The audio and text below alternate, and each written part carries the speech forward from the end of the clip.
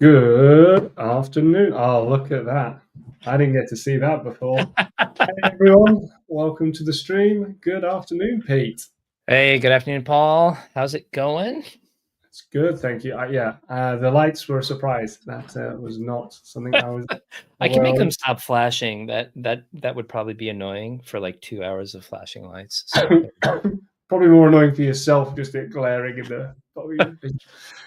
yeah, so this was courtesy of Todd Halfpenny at the Christmas Mega Meet as the pub quiz host. Very nice. I was gifted, along with Mark Ross, my co-host, the lovely Christmas lights necklace. So there we go. What was your highlight this year of kind of what's the word I'm looking for? The best questions this year from the Mega Meet quiz. So we had a whole section called Ask Agentforce, which actually could be fun as a little prelude to like the rest of our episode. Yeah. So we could definitely go there once if you want to get through, like finish an introduction actually, and then we could go that way. So hello everyone. Welcome to the Everybody. stream. And for those that celebrate, Merry Christmas, Happy Holidays. Right. This is our end of year special because we kind of realised that 2 weeks from now is what in the UK we refer to as Boxing Day, where we are all in a bit of a food coma from the day before and don't really do a lot. And so for end of the year, let's have a special kind of 12 things Salesforce Rewind for 2025. So welcome along, Pete. How's it going? You well? Yeah, very good. So once again, Peter Chittum, and really, I feel like I've finally come to the end of a very just nonstop since like a week before Dreamforce, and it's kind of a relief. And it wasn't just like work and like what we were doing for Salesforce Bend, which there was a lot going on. Because we were wrapping up and doing content for the developer survey and launching it at the same time as we were getting into and running the salary survey and then like writing the report, which then is in the process of being produced right now. So like all of that was going on. And then we've been doing this like big house project. So like we had a bunch of stuff going on for that, and none of it has gone like as you'd hoped, unfortunately. I mean, I believe that's the point of trying to do internal housework is that, as soon as you hope it's going to work, it goes terribly wrong. Completely. So yeah, so like I feel this week I've finally started to like ramp down, like go down a couple of gears and kind of ready for it. So, and I'm going to take some time off, and that's going to be good. I've like hardly taken any time off since I started at Salesforce Bend. So yeah, like it's all kind of, it's that sort of end of year chilling out that looking forward to. Very nice. How about you? Like things going well? I was saying to someone the other day, I feel like I'm sort of getting my aim is by the end of next week. So I finish end of next week for a couple of weeks to again take some time over the holiday season. We do a lot of traveling over Christmas and New Year, myself and my wife, as we have no like we have now. I now have an uncle who's only like an hour away, but everyone else is a couple of hours away, which in the UK is.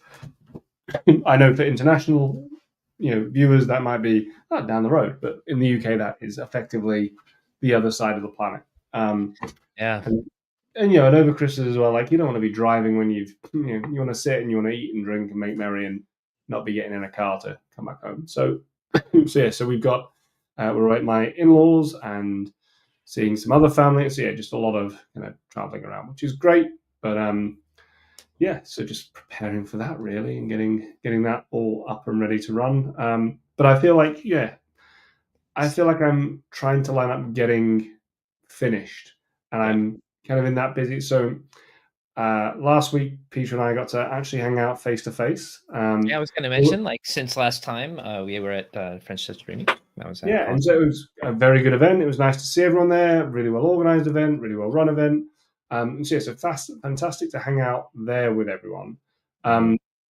But the problem with that event, and with all events, if I'm being very honest, is that it's 3 days out, and so one of the things that I've found is I've taken a bit of time off recently for some personal time. I've had some bereavements and things and funerals and all sorts of stuff to go through, and so I just had a lot of like 3 day weeks in a row. Yeah, yeah.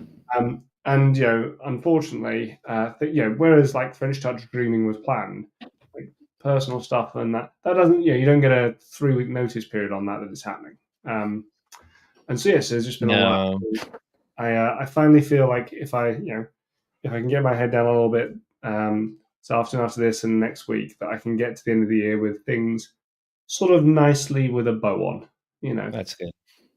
So Yeah, that's I seem to have I recall feeling that way as well. Maybe slightly less so because of the way that I structured my contracts as a freelancer wasn't yeah, was mostly not hour dependent. I did have one contract that was hourly, but the rest, like, I had hours per month, and I just had to deliver on like what we agreed the work I was going to spend on that. So like that meant that I could just structure my month, and like if I was going to take some time out to go to an event, like didn't really matter. Like if I did a little work that night or like on the weekend after to make it up, yeah. then like nobody was the wiser. So No, mine's largely the same. Mine's mainly kind of retainer contracts and things like that, right. which work really well for consistency. But it does, as you say, you still kind of sat there at the end of the month, be like, right, I've agreed.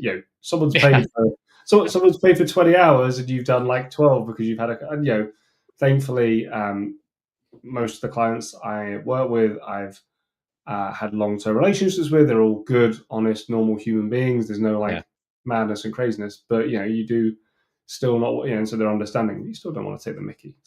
Yeah. So Complete. I'm at that period of just trying to like trying to get things tidied off so that you can come back in January and get up and running quickly. Was I've there? ordered myself some Christmas reading as well, which Oh, is hopefully nice. going to Okay. turn up this weekend. Which is, have you ever heard of a book called "The Structure and Interpretation of Computer Programs"?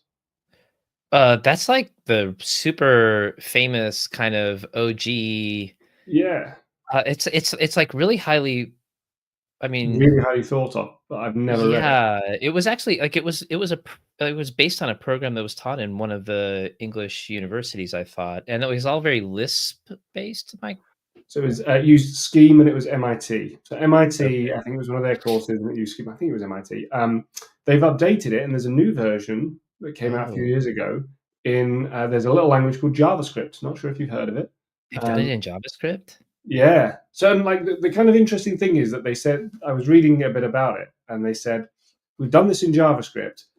Most of the point of the book is that you're not actually going to need to know how the code works. Like it's more Right. philosophical, one might say.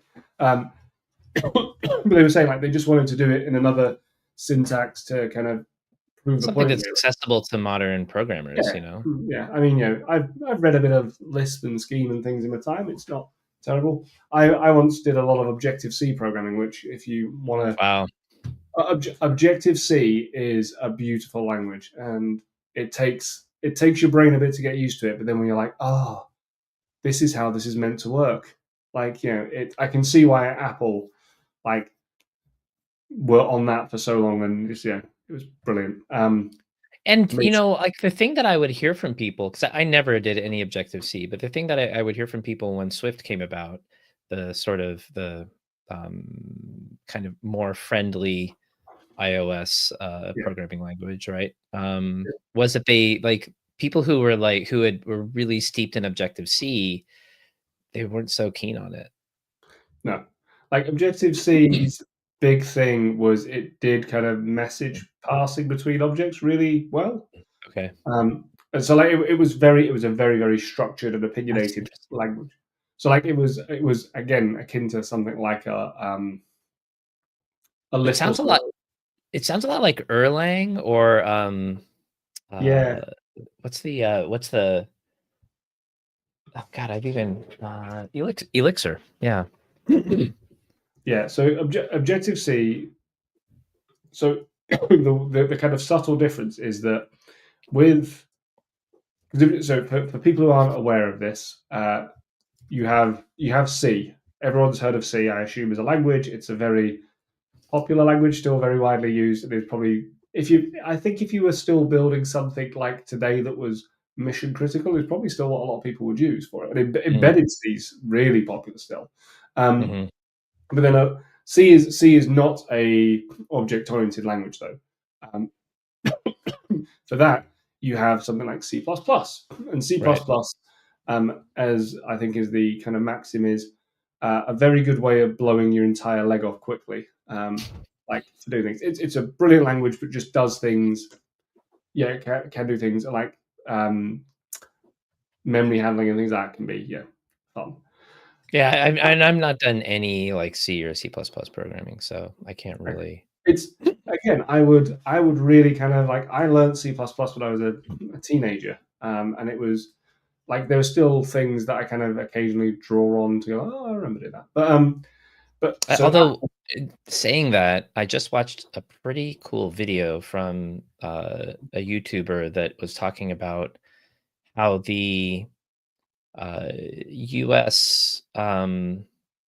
Military implementation of C++, which is actually like stripped way down, like how it was built in order to support like fighter systems and that sort of thing. yeah, It's interesting. yeah, no, it's very very cool. Yeah, so there was a company that was called Next Step that was what Steve Jobs kind of went and founded after he left Apple, I believe, if I remember correctly, something like that. Yeah. And they came up with What this was the language name? called They had like what was the name of their actual? They actually sold a computer that didn't really sell anything, but yeah. I What was can't it think of what it was called? called. They sold the Anyone next. out there? By the way, hi folks. Yeah, hey everyone, hey everyone joining us. If anyone's listening can remember Steve Jobs' first job after Apple. Yeah, no, let us. Yeah, if you are listening and are watching along, welcome aboard. Thank you for joining us. Let us know where you're watching from. And sorry, we've just got nerding out a second here. So yeah, Next. So it's Next Systems. They basically built. So it's Next was the company they built. Next Step was the OS and the Next computer. But yeah, it didn't do very well. But it had a lot of very forward-thinking stuff in it. Right. But Apple bought them, and one of the things they did develop though was Objective C. Hey Kadir and hey Ellie, welcome to the stream, the pair of you, and thank you for joining us from nice from all around the world, from Turkey, from like Essex, I believe, as well. So yeah, or North London. So yeah. Anyway, Objective C is a different way of doing object-oriented programming in C, and instead of calling methods and passing parameters to them, you send a message to an object instance. That's very similar to Erlang and Elixir and the structure that they use. And it's apparently more pure from what I gather as to how things work. Anyway, we really have digressed massively. Because Erlang is super relevant for folks who do software development with Salesforce. So yes. Well, what I was going to say is, to go back to the relevant part, that book, Structure and Interpretation of Computer Programs, there is a JavaScript version that I have ordered for some light Christmas reading when I'm. Oh, that sounds really interesting. I'd love to see that. Actually, you know who told me about that the first time was Anoop. He's the one who made me aware of that, actually. Yeah, so I've got that. I've also got this that I bought recently as well, which is that one was recommended to me as well. Designing data, good old O'Reilly cover. Nice. So yeah, so there's some of the other work I'm doing that isn't so Salesforce specific, but also I mean it all applies in the end. My plan is to catch up. I've been carrying around Matt Meyer's book on secure digital experiences like since TDX London, and I've just never had a chance to sit down and read it. So if I read anything, it's that. And then there's another one that I've started but I never finished. That's more on like statistics, data analysis. That Alan Downing or Downey. Alan Downing, I think is his name, but he's active in like the machine learning circles, and he collaborates with this guy called John Crone, who is the podcast host for Super Data Science podcast. So it's like some, like one of the things that I realized when LLMs happened is like I'd always sort of dismissed machine learning as like above me, like that's too hard, it's like very Yeah. mathy. And then as I started to scratch at the surface, I realized that a lot of it's very, very accessible because like every other modern programming language, it relies more on, knowing the intuition of how things work and then the libraries to make that work. And then there's a lot of like trying things and trying other things and making small tweaks here and there to find what actually works. But it made me realize that having some of that base knowledge around what makes machine learning work could only be beneficial in whatever I end up doing with AI, since we're all using AI these days. So like that to me is like a good one for like, it's sort of to help me get some of that grounding in maths after having pretty much taken one maths course in my entire university experience. Like, I just feel like it'd be helpful. So yeah. No, very cool. Yeah, I mean, I'm a big fan of anyone doing more maths. Yeah. But cool. So, should we talk about what we're going to do today, as we're Well, 15 minutes in already? if Oh, I can no, take yeah, go 5 for it. minutes, I can share my I thought I had brought it up actually as sort of a just in case the topic came around to that, because we're not really planned um on doing this. I'll just go straight to the answer ones and then we can kind of play along. Although Ellie will know them. Well, maybe. These ones are a bit like more difficult I mean, to who remember doesn't love probably. getting a live pop quiz, Oh which will yeah, be this recorded? was so much fun. This like prepping this particular part of the pub quiz. This is my 8th year doing it. I Mhm. haven't had as much fun as this, frankly. So let me share here. All right, coming up. So this became kind of the like we were just like every year we'll do one set of questions on code, one on non-code, and because these are all Salesforce technical questions, and then we'll whatever sort of topical, we'll try and come up with some sections, some questions on those things. So we did one on security, and those were, I was actually pretty easy questions. We went pretty light on those, which may have like reduced the amount of people throwing things at us probably this year.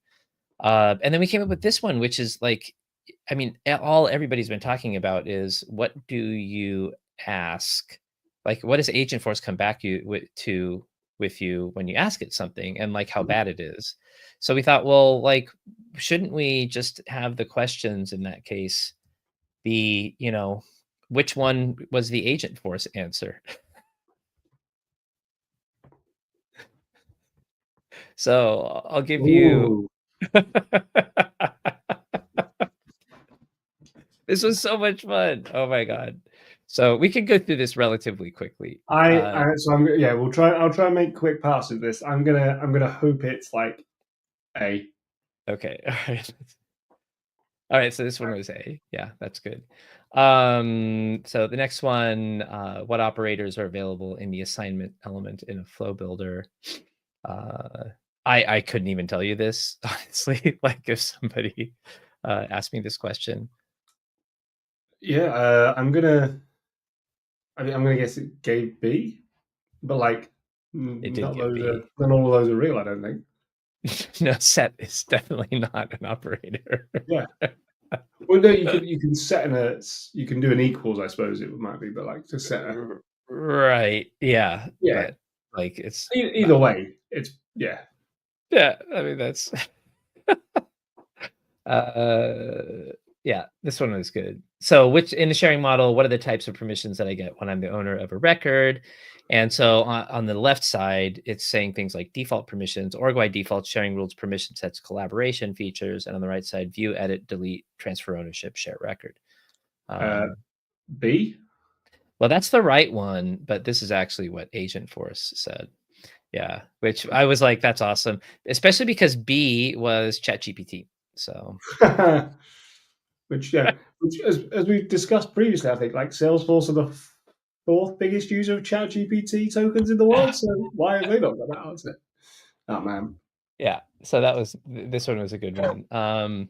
This one, like, I thought this was a clever part. This was Mark came up with this one, and I thought this was clever of him to like do this. I think it's B because I think I've asked it similar things before and it comes back with that, but I'm going to be wrong now. Oh wow! It actually knew Peter Piper. So there you go, which is interesting. The plot will thicken in a moment as well. So what are some good uses of the set class in Apex? This was good because actually neither one of these was wrong. It was just a different take on how to answer the question. I'm gonna go B again because I've said B like 3 times in a row and it's been wrong. Okay, So so like, you're hoping that we just switched yeah, it like up and did a I'm bunch of hoping that A's. you guys are a bit more random. Yeah. Yeah, so there we go. So this one was B. And honestly, though, A, I think, is a better answer. Even though B's not wrong, A was more practical. And like, here's some actual use cases you'd want to use this for. So can I ask you a question? Are all of the Yeah. other answers from ChatGPT then? No, I don't know how Mark did his. So the first two were Mark's. Okay. This one and the The other one, yeah. This one was mine. And I just like I didn't have time to try and make something up, so I just used ChatGPT. Same thing with this, like A with ChatGPT, it also had code examples, and so that was like so much more useful. But it was just too much space to put on there. And then this was absolutely like I was like, I wonder what it'll say, you know? If it isn't A, I'm going to be shocked. Yeah, it was actually B. So Agent Force knew Peter Piper, but not Astro. Wow. So I think the headlines from this like quiz then that Agent Force doesn't know Salesforce and Agent Force does not like Astro. We're not making any judgments, man. We're just reporting what we found. So I mean, draw your own conclusions.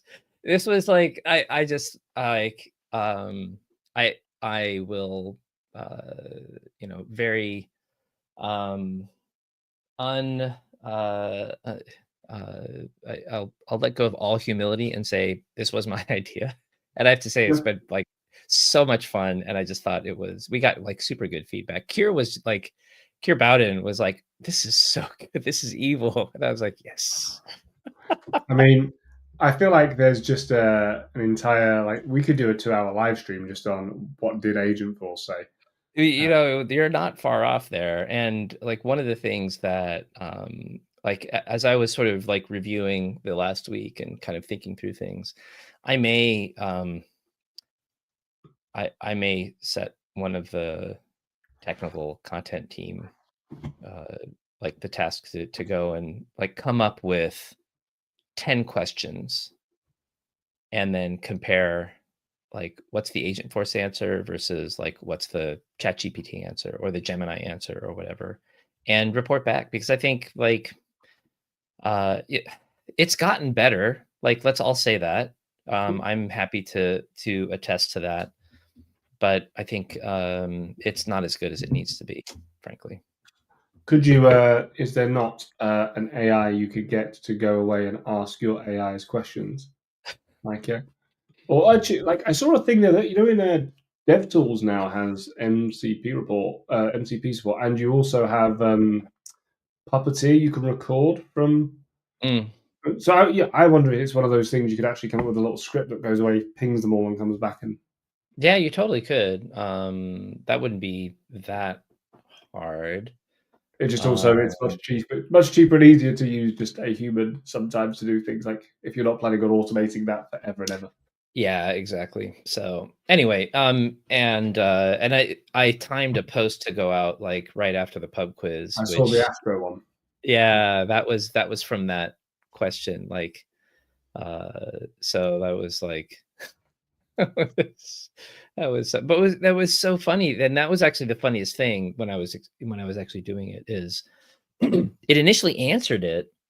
And then I didn't know it like other people reported that they've seen this happen where it'll start to answer and then it'll stop, erase its previous answer and revise it. So what's interesting about that means that, whatever the engine is that's doing the actual inference for the So oh, this is is that the video Peter's I took? this is the video from Peter's post. One of them. Yeah. It's Yeah. So whatever it's the actual inference is happening and whichever LLM is doing that, it works. Like it comes back with the answer. And so it's the guardrails part of the Atlas engine is what that looks like to me that's going back and revising.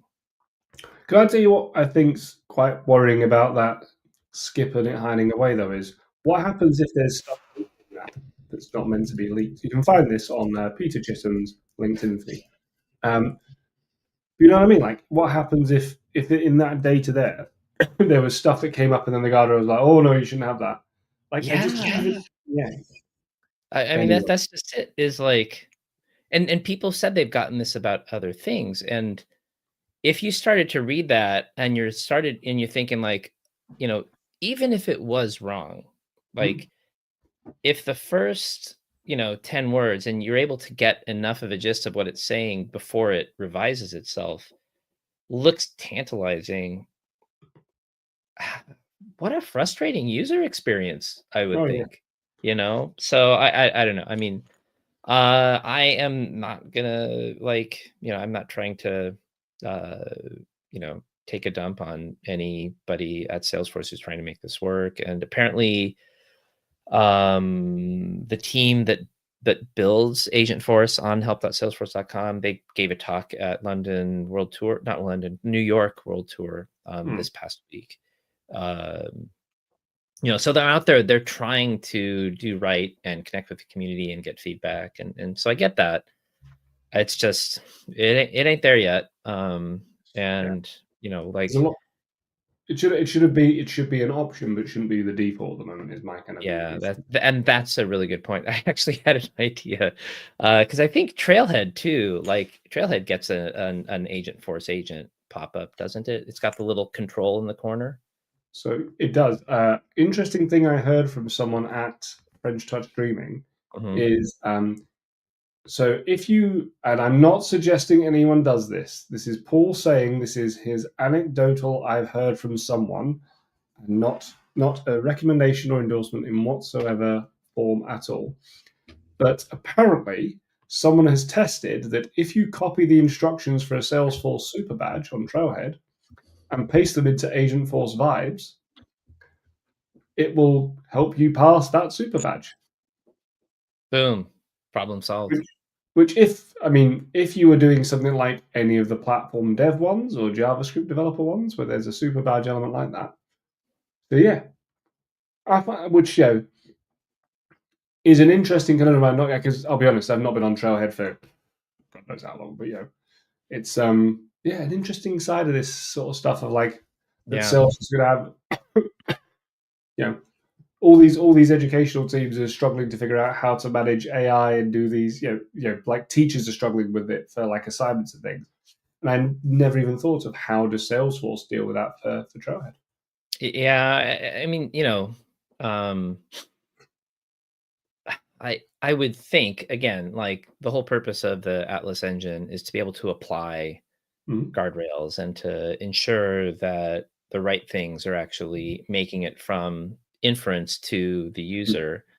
My guess is that somewhere in there, there's going to have to be something that they do that puts some guardrails that basically don't make, I mean, the super badges.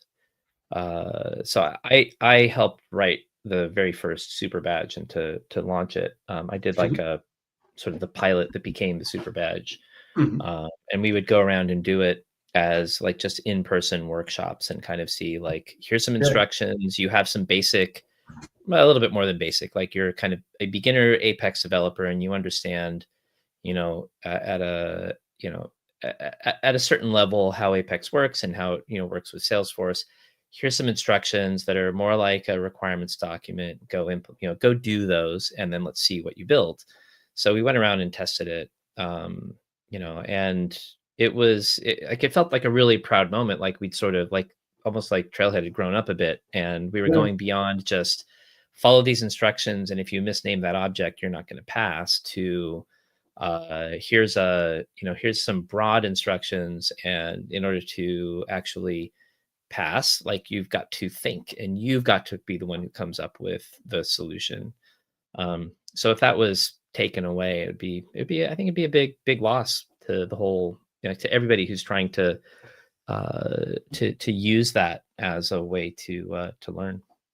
I think the other interesting kind of, I suppose, cyclical element of this that's quite funny, like funny from a sort of outside perspective, is I remember when I did my platform developer 2 or whatever it was called, 501 back in the day, Oh, where the advanced developer certification yes, where it and was the actually reviewed assignments. by, it was reviewed by a human. So like you Yeah, I submitted used to be your, reviewers. That was awesome.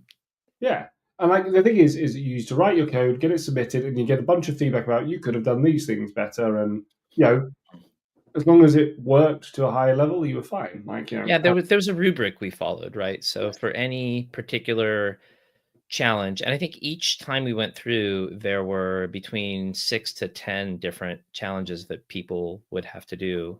And Mm. then as a reviewer, like, you were assigned a particular challenge. So like everybody who submitted for that particular one, that'd be the one you review. So you'd kind of get to know what the scenario was and how to solve it, and kind of agree with your co-adjudicator, like what are best practices and how would it work in this particular situation. It was such a satisfying certification to actually get, and then actually judging it was like, it was so I learned a ton, like, judging it, from both looking at other people's code and from the co-adjudicators that I had, who were usually much smarter than me. So I mean, yeah, it was a very very interesting thing to say. I'm just trying to see if I've even got the feedback still from mine. Um, uh, oh, I don't think I would have that. That would all be in my Salesforce email that is now probably been deleted, for all I know. I've got the four. I've got the 401. I don't think I've got the advanced. I'll search it back. But what I was going to say is, there was an interesting thing about that though, which is just that idea that they were reviewed, and then the reason they stopped being reviewed is to allow for scale. Because it's one of those things that is very hard to scale effectively. Yeah. Um, the ability to get however many tests done for however many people. And I remember being so frustrated the first time I tried to take it Mm. and I didn't get in. Yeah. You had to apply, didn't you? That was You had to that was fun. apply. You had to be like one of the first, like, 50 across the, or 100 or whatever it was. But there were loads of people trying to get it. So yeah, oftentimes we'd have to turn like a whole bunch of people away. And that Yeah, was, that just led to more frustration. In a sense, it kind of led to scarcity of the certificate, in which, you know, like, I don't think that's something you necessarily want, but having the certificate also, it kind of made it a bit more prestigious. yeah. No, I can't find the feedback. Which I do. Anyway, point being, what I was going to say is that I think it's kind of interesting that that was that scarcity and that thing when it scaled out to being automated on supervisors. I think I was one of the people. I can't remember exactly what I said at the time, but it probably would have been something like, "It's the right thing, but also like as long as the quality's there." Because one of the issues I think about, and this is not a slight against anyone who's taken it since or in that, but one of the differences between having Peter read through your code and having an automated series of tests run against your code to check that it passes is that there is a difference there. Like there's stylistic checkings, and you could write the world's worst code, but as long as it passes the tests, you are in theory going to pass it. Yeah, we Um, would give loads of feedback on, like, why did you do this? This would be a better way to solve this problem. There's this other API, like, oftentimes, there would be some part of the challenge that required, in Visual Force at the time, because it was pre-Lightning, yeah. how to effectively and scalably cycle through a large number of records. And in surfaced into Visual Force is the standard set controller. Hmm. And so, which was always there, and, like, you kind of knew, through the visual force markup, but like the thing that we were trying to get people to see is actually, yeah, but it's just an Apex class. And so if you instantiate your query into standard set controller and use the APIs on standard set controller, you're actually, through that API accessing the data through a database cursor, and it's going to perform better. It's going to be more scalable, all those kinds of things. So, and then we would go and give feedback on that. And there, if you did too many of these like little infractions, like it's sort of like a driving test here in the UK where, there's like, you get 3 of the same small infraction and you fail kind of thing. It wasn't quite that cut and dried, but we would score everything, and you could miss something like really big and critical, and like that could be a fail, like putting like anytime you would put a call to sockle or to DML in a for loop, like it's like boom, sorry, you don't get to pass with that code, dude. And then on the other hand, if you like had a whole bunch of like little things, then that could also take your score down to be too low. So what I was going to say is like a kind of the cyclical part of this though. So now that we have, obviously it's a scaling system, and now that we have something that can possibly pass this at scale without humans being involved, is that the point at which you're going to end up saying, okay, great, now we need to go back to some, like, is this a point where, one of the things I find interesting is that when I was at school, which again, number of years ago now, but like, I remember taking tests, sat in a hall with a piece of paper and answer all the questions on a piece of paper. And I'm sure that's how exams are still taken nowadays. But that is actually a very good way of checking that you actually know what you're on about. You're not using ChatGPT, you're not verifying things. But I also agree and believe that you can't verify the sum total of a person's understanding of something in 3 hours. Some people struggle at tests. Some people have difficulties because of dyslexia or other reasons, for example. And so I just find this a very interesting conundrum of, are we going to get back to the point at which, well, actually, you can't have these code-based tests operate anymore without it being in an adjudicated fashion where you're coding using a system that isn't AI enabled? Or do we have to have the AI enablement on there, but measure your use of it some way?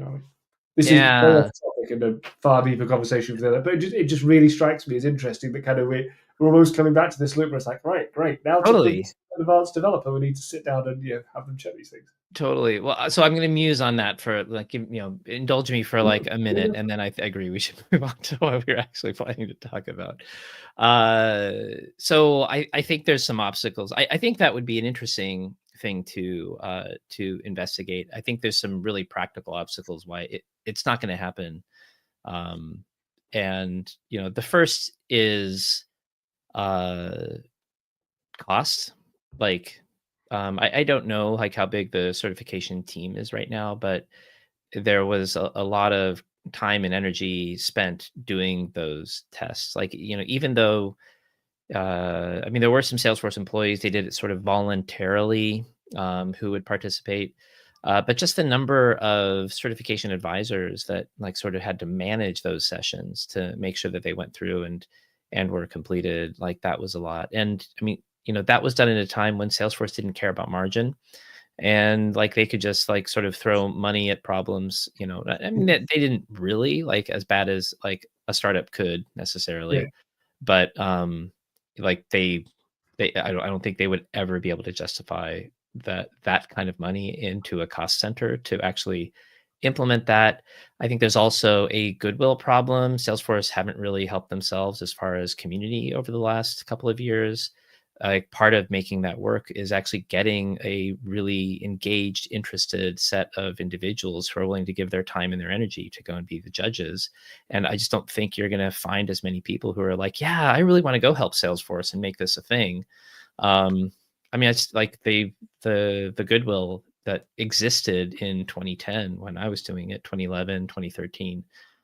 It's just not there right now. So that would be a headwind to make it happen.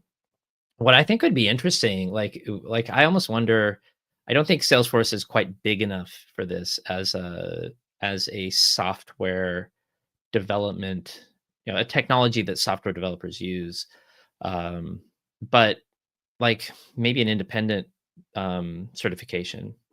So instead of Salesforce owning the certification, maybe a third party who does certifications goes in and tries to make money off of it. I'm not sure the scale and the revenue would be there to make that happen, but if it were to happen, that would be the way I would foresee it taking place. Yeah, no, those are all very good points and you make complete sense. I think there is, I think the goodwill part is a huge factor in this. In that, I know I have spent countless hours testing trailhead badges and certification programs, and there was I think there's you and I can probably think of a number of instances. Oh yeah, there are probably instances where you've had a thought around something and you've thought, Joe, I can ping me or Alexa Keir or Todd or whoever and just say like, hey, can I steal your brain for half an hour? And we have a good relationship, and I would always be like, oh yeah, you could do that, and I don't know if there is that same level of I think goodwill. between people, Oh yeah, yes. But I think for to go and give, that it was a decent amount of time to actually go through and do those. Like that was probably a week's worth of each adjudicator's time to yeah. go and do that. Well, the other thing I think is in there as well is that I think that I think in general the connectivity to the community from some of those perspectives isn't as there. In that, like when it comes to like the Salesforce evangelism team, Mhm. there are fewer people that I feel I have very good relationships with, and it's not that I have bad relationships with them. I just don't have relationships with people, and Right. because the fact is they're perhaps not out and about as much anymore. I felt like you and I probably even when we weren't doing things like this together, and when you were at Salesforce, we probably bumped into each other, 3-4 times a year, caught up, you know. Mhm. Would you come along to events I was running? I go to events where you were, like Yeah. same with John Stevenson and a Yeah. few people like that.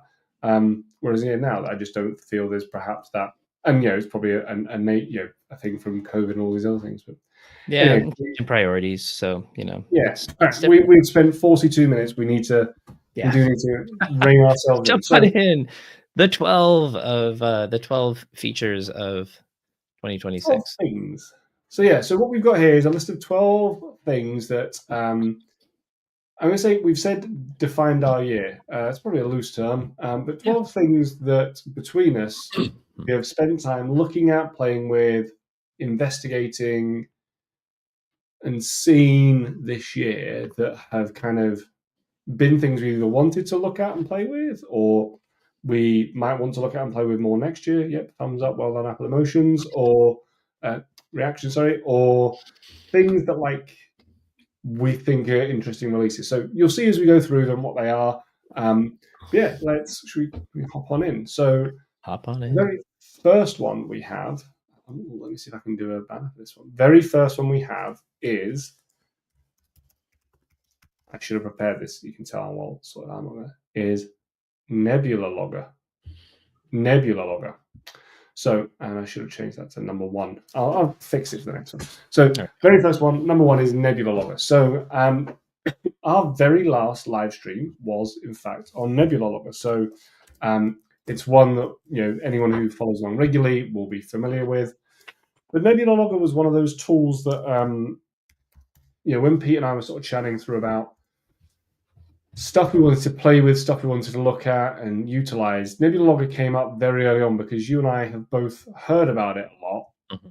and neither of us had actually used it, which is kind of always a good sign that we can do something interesting with it. And I think that for those unfamiliar with it, you can go along and you can watch. I just posted a link in the chat below in the comments of a link to our last live stream, which was on Nebula Logger. It's 2 hours with me and Pete.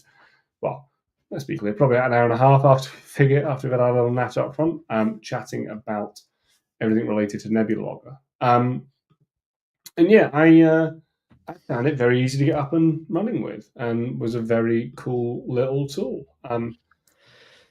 Yeah, that was actually a lot of fun. And I'd seen it used through Ellie's talk at DevOps Streaming 2024, which I called out on that episode. And kind of, I had some interactions with James Simone, who's one of the key contributors to that, when I was working at Processity, because there was some some of the things Processity were doing overlapped with observability, and Nebula Logger does more than this, but you can also use it for observability.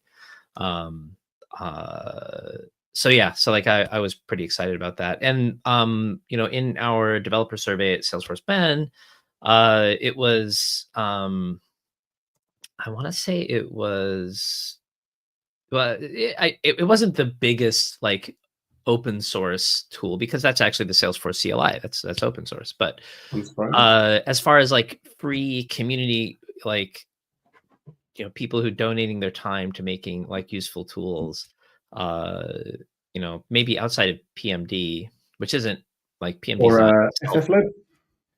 FFlib? No, like FFlib didn't even show up actually. But that's a good question. Did we ask FFlib? I have to go back and see if that was one of our answers. But Nebula Logger, we had like 13.2% Oh, of wow. our respondents were using it. So I think that could be bigger, but still, it was one of the most popular free and open source community contributed tools. It's a great tool, and like if you haven't seen the episode that we did a fortnight ago, go ahead and have a look at it. It was very easy to get up and running.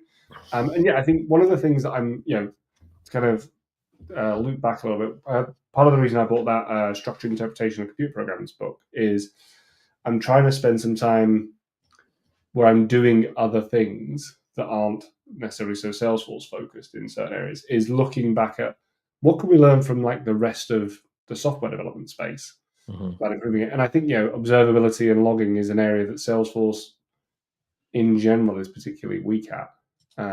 So yeah, it was fun to play with. I'm glad I did so.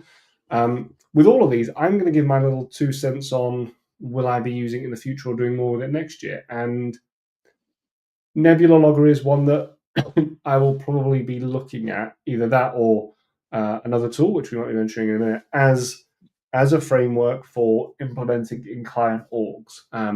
So for my products, probably not. I have concerns about having dependencies on other packages because I am that way inclined.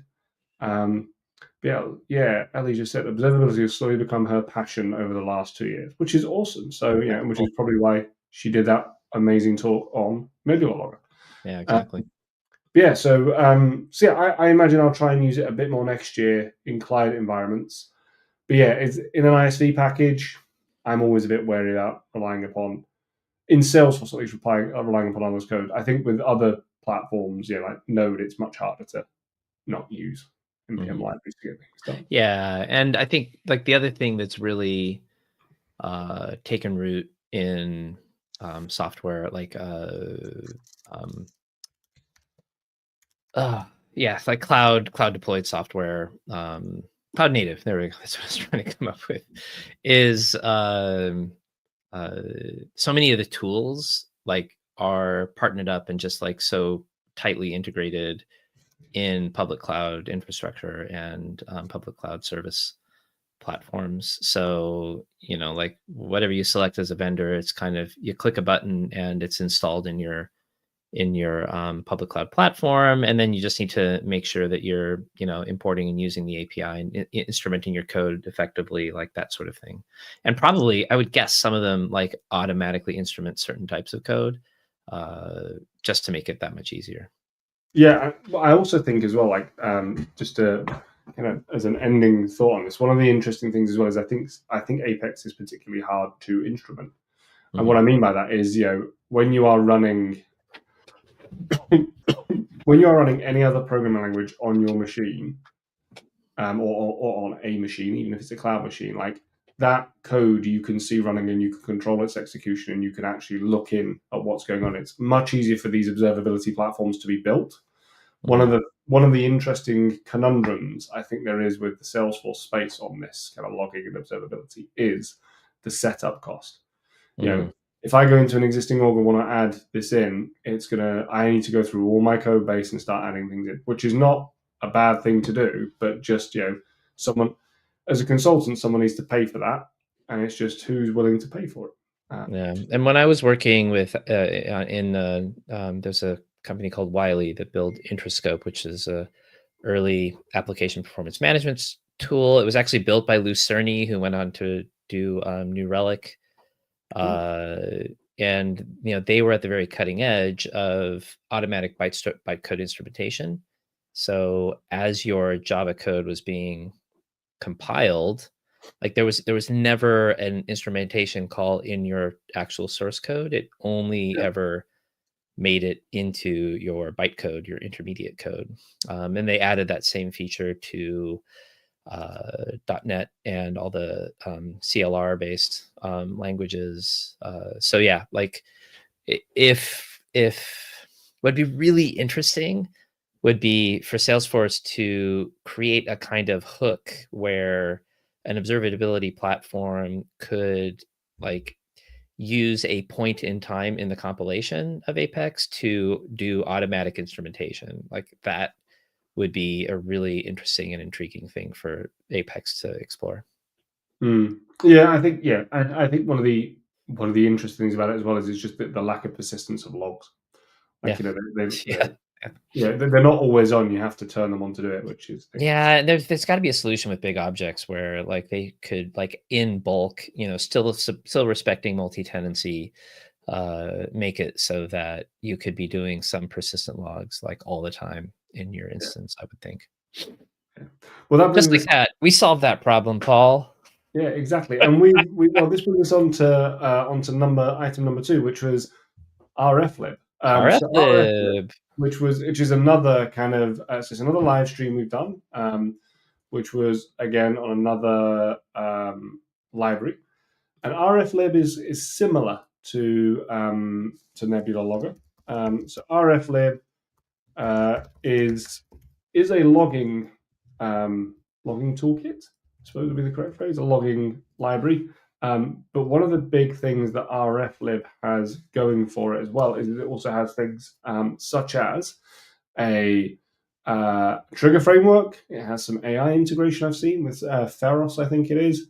And it's also, and this is not, this is a very, very lightweight comparison, but it is also updated a bit more regularly than Nebula Logger, which hasn't been updated. Nebula Logger hasn't been updated for the last 4 months, whereas RFlib was updated 3 days ago, which I can show them both here. So the Nebula Logger, if you search Nebula Logger on GitHub, you will find it. Very, very cool tool. RFlib, we had a live stream where we played around with this. I'm going to caveat this one by saying this is one I'd like to play with more because this does have big old object archiving in it. And it has feature switches, it has a trigger framework. There's a lot of stuff in there. Yeah. I think we did this one a little bit of a disservice by not perhaps reading the documentation. Well, we didn't read the documentation as thoroughly as we should have done beforehand to get something up and set up. So that is definitively a learning lesson, on us. But it was cool. And again, this was the first library I think we actually dove into in these sessions. And the reason being is that we wanted to try and, both of us were saying about observability and logging. It's an area, as I say, I've been trying to look at a bit more this year myself in general. But yeah, it was good. I will again say that it's another one I will consider for customer orgs and client client orgs, because there's just a lot in here as well, particularly with the like trigger frameworks and HTTP mocking and all these sorts of things. But again, I wouldn't necessarily include this in a managed package or rely upon this in a managed package. But I think if you were running an enterprise org, then this would be a very, very good tool to use to check to see where things are going and how they can utilize it. Do you remember much about the RFlib episode? I really don't. It was so long ago. Yeah. When did we do that? Was that that was in the summer sometime, wasn't it? It was. I've just posted a link to the stream. I mean, if I open that up, like it'll tell us. Ooh. Oh yeah, I can look it up. If I do that, get rid of the star that's copying from my notes. About 4 months ago. Okay, so like late summer. That feels like that was kind of when this like push that I've been in like kicked off really. So yeah. So I would say head over there, give RFlib a look. Definitely worth looking at. Again, with the trigger framework and the feature flags in there, very, very powerful as well if you want to integrate all of them together for working in a more enterprise fashion. And Johannes is just a machine as well in kind of updating it and releasing extra things. A good demo implementation as well. There is also a CLI plugin for it, which I noticed when I was playing around earlier on. So there's a few things on there that are quite cool for working with. So yeah, never played with the CLI plugin for sure, but the fact that it can go in and start adding these instrumentation things for us. Did we look at this? In fact, this feels more familiar now that I've said that. But either way, there's a lot of cool stuff in RFlib. It's definitely one that I think we should have. We might revisit in the future. We might do back in there. But if you are running an org, RFlib and Nebula Log are two great ones to look at.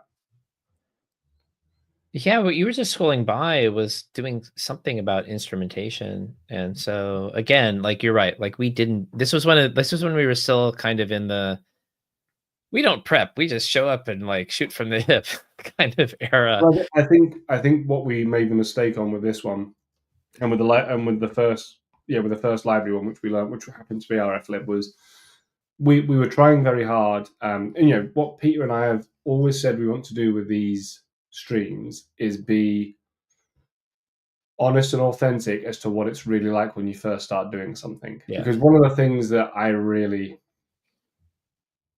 struggle with is when I watch a demo video of someone doing something, it's like, okay, great. Here's how you do these 20 things. And look, here's a pre-canned example I've done. You're like, well, where did that come from? How have you got to there? Where's that? Yeah.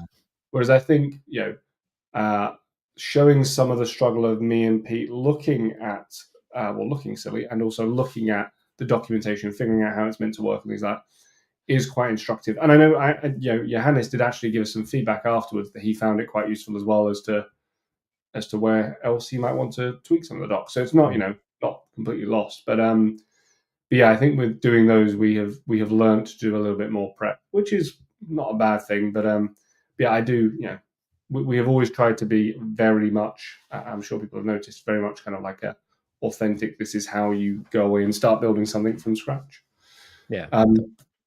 So yeah, cool. So let's move on to number 3, which is my last one for a minute or two, which is our third one we did on a live stream, which is SockWallLib. So SockWallLib is, can anyone guess? Anyone guess what SockWallLib is? Another logging framework? It's not. No, it's a very good guess, Mr. Chittum, but no, it is a framework, obviously, for so I'm just putting a note for live stream. It's for working with SockWall queries, and in particular for kind of implementing lightweight and selectors.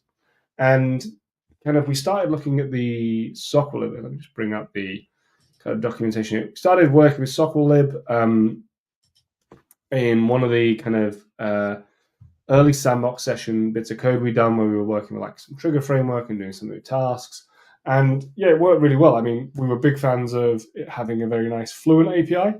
So you're just being able to go in and say, great, we're going to account object type, we want these fields, we want it as a list. Absolutely brilliant. And I think that was it's a really nice tool.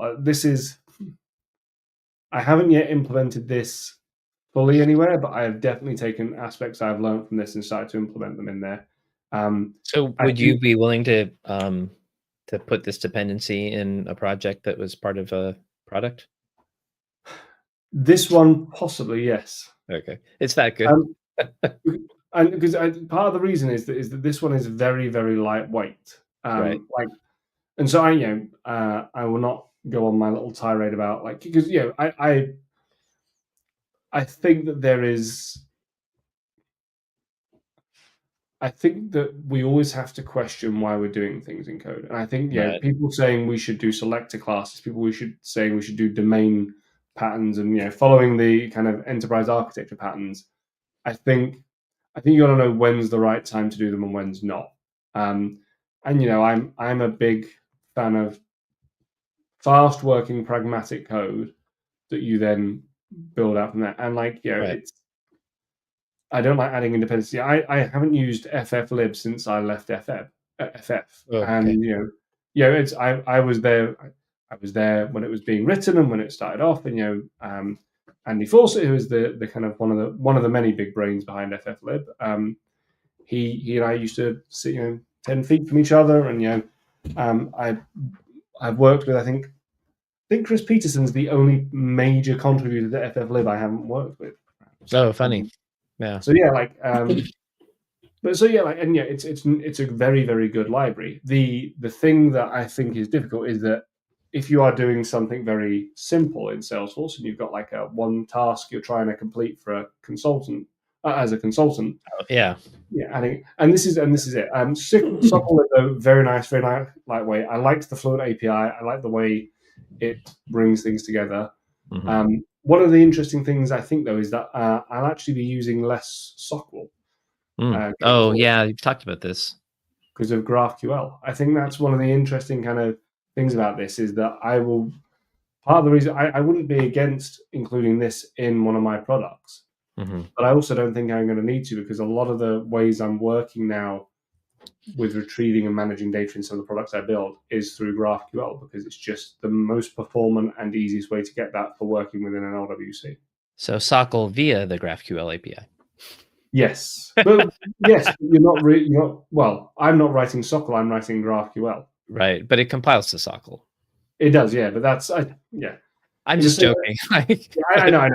But I do think it's a really interesting thing though to think about where you've got your code and how you're abstracting it because it's a very very interesting thing. I'm saying that partly tongue in cheek and partly to sound like a know-it-all, but partly also because if you're going to use the thing, you should know what it's doing under the covers. And everybody who's using the GraphQL API for Salesforce should understand underneath there, it is still SOCL.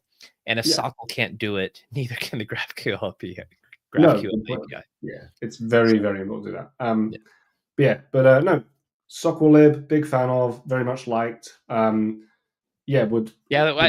really enjoyed using that, and I love the Fluent API just as a way of interacting with a service or a feature or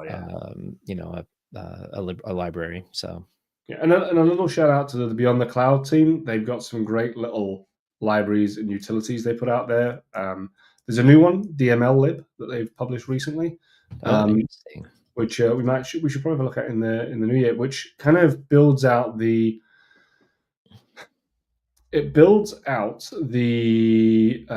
unit of work pattern in a different way. Oh, okay. And when you said ML lib, that sounded like machine learning to me. But sorry, DML, data manipulation. DML. Oh, nice. And this is one of those. It's really interesting. This is one of those ones that we might have to see if we can get friend of the show Andy Fawcett back on this because Andy is a big proponent of the unit of work pattern. I'm aware of that. Yeah, and I am not. Which is Ooh, I don't think we have a debate episode. Is that? Sorry? We can have a debate episode. No, because I will get my backside handed to me 10 times over. Andy is infinitely smarter than I am. I'm very happy to admit that. But no, I think that there are definitely times when you could look at something like that. I do. Sorry, go ahead. But what I was going to say is I think that, but I'd be interesting to see how that DML lib works now. We should definitely have a look at it. I think as well, one of the interesting things about one of my hesitations around some of these things is, I mentioned Objective-C earlier on, right? Yeah. If you try and write Objective-C like you write Java or C# or whatever, you're gonna have a bad time. Makes sense. I mean, same thing like when people were writing JavaScript like it was Java, that sucked for everybody. Yeah. So if you write your JavaScript like you write your Apex, you're gonna have a sucky time. Yeah. If you write your Apex like you write your Java, in my mind, you're gonna have maybe not a sucky time, but it's not going to be as fun as when it was with Java. And I think that people forget that Apex is still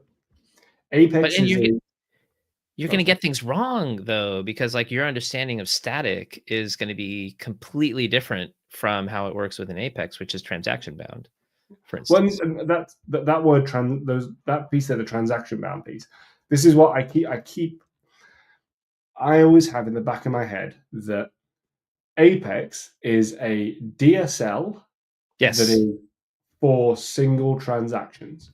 It And is I think not a state. It's not a state like when you write a Java server app that sits on a server and is running away and living. Apex is not that. Apex is a DSL where they run some code at runtime and go, let's interpret this. It's actually a damn sight closer to just having a series of JavaScript scripts that are executed or store procedures in some instances. Yeah. And thus, in my mind, when you are working with it, you always have to keep that in the back of your head is to like, you're not writing Java code. You're not writing Java server code. You're writing effectively store procedures in a lot of instances or like backing. Totally. Yeah. And like it took me a few years to like realize that I thought everything about how we taught Apex to people for like the first 10 years of Apex was just wrong, because we would talk about it by starting to talk about either Java or C#. Yeah. Whereas like the first words out of your mouth when you talk to a programmer who's never seen Apex before is domain specific language. It's a DSL. Okay, let's start from there. And then we can start looking at the similarities, like syntactically. Sure. C family of languages. Sure. Object oriented. Yes. But and then like so like but I think the failure for and I say this like with the utmost respect for the people who launched Apex, like Andrew Waite, the original product manager, Yeah. and Josh Kaplan, who product manager, was Andrew Waite first of all, and then Josh Kaplan, who steered the product for like 8 years or something like that. Like I have no problem with what they did. I just think in hindsight, you can see like what it did to not have that in the forefront of the discussion. And I think there was maybe like I do wonder, let me put it that way. I wonder if there was a little bit of we need this to look and feel like, a real programming language.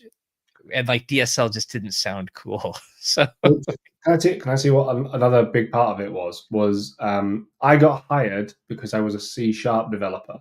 And then when I turned up for the interview, with Andy Fawcett, I was sat there. I was like, great. So, like, what version of .NET are you on? Are you using what was the thing? What was like the Flash sort of UI thing that they had? Yeah, Silver Lake. Silver Lake. Oh God. Yeah. So, like, are you guys using that? Are you using LinkQ, which was like their query kind of what I'm looking for, like arrow functional query kind of functional programming. And you're just like, so we're actually using this thing called Salesforce. And I was like, right, what?